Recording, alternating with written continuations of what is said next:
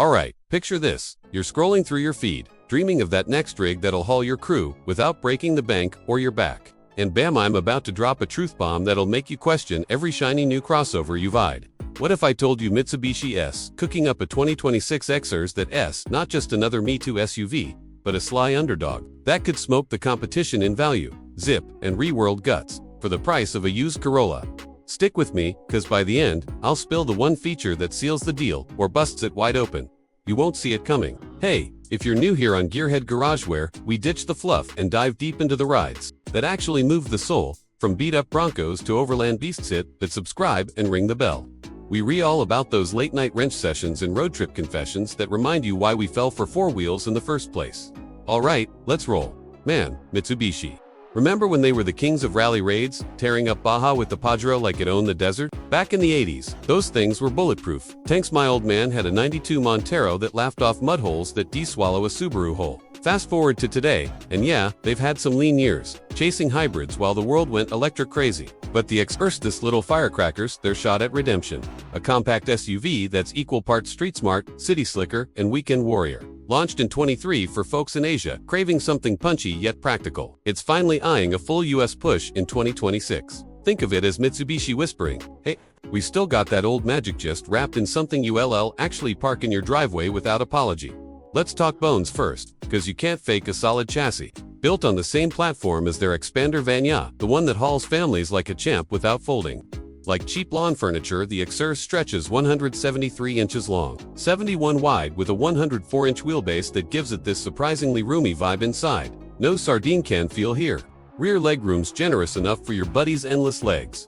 And the cargo base swallows 20 cubic feet with seats up, flipping to 40 plus when you fold in flat. Ground clearance, a healthy 7.6 inches, so potholes and light gravel won't have you wincing like in a low-slung Civic. It's front-wheel drive standard. But don't sleep, they've baked in active yaw control. That Evo-derived wizardry that keeps the tail planted when you push it. For modes, normal for the daily grind, wet for rainy commutes, gravel for backroad jaunts, and mud if you're feeling froggy. I took a spin in a 25 Proto last month. Okay, fine. A borrowed Asian spec, one-end at carved corners with this eager snap. No drama. Like it was born to remind you driving's supposed to be fun, not a chore. Under the hood.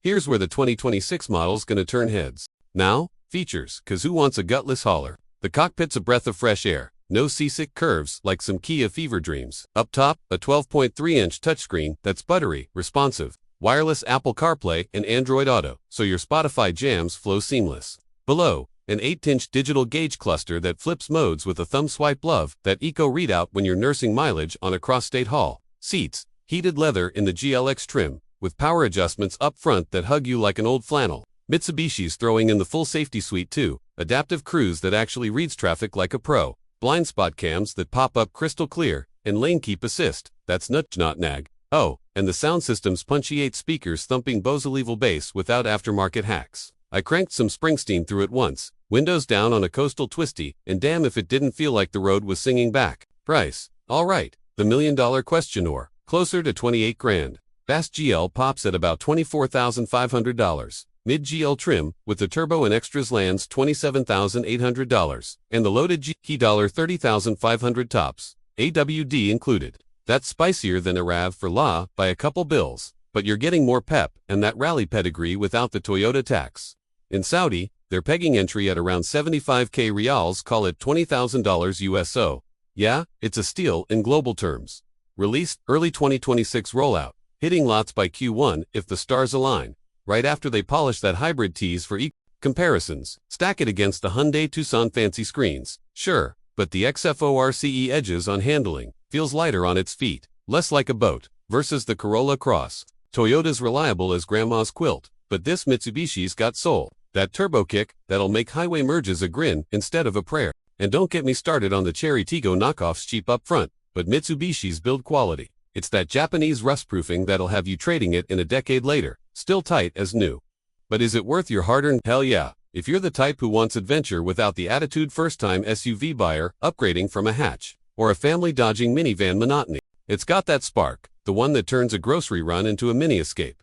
The hidden gem, I teased. It's the upcoming HEV plug-in variant, dropping mid-26, blending 50 miles, electric only, with that turbo grunt for under $32,000. Game over for gas guzzler guilt.